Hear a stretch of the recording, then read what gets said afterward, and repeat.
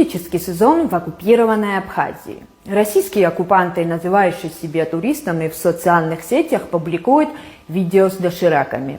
В ответ на высказание представительницы туристического агентства оккупированной Абхазии.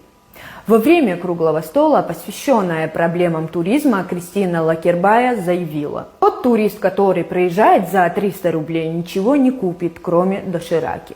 Туристы, рассчитывающие на отдых за мизерные суммы, при этом хотят высокий уровень сервиса. Зачастую позволяет себе оскорбительное поведение в адрес местных жителей. В ответ на выступление Лакербая, которая вскоре после этих слов была уволена, русские стали выкладывать видеоролики, в которых они упрекают абхазов за получение финансовой помощи из российского бюджета. Они утверждают, что без России жители Абхазии якобы умерли с голоду. Что происходит на самом деле? Россия никогда никому и ничего не предоставляла.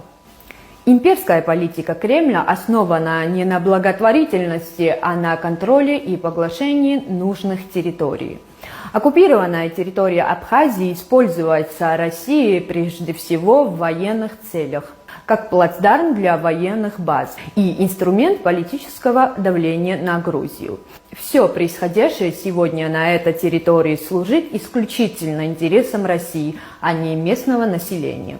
И напоследок, для тех, кто все еще сомневается, до 1992 года автономная республика Абхазия не ощущалась дефицита даже в деликатесах, таких как икра, в то время как в самой России люди стояли в очередях за тушенку в гастрономах.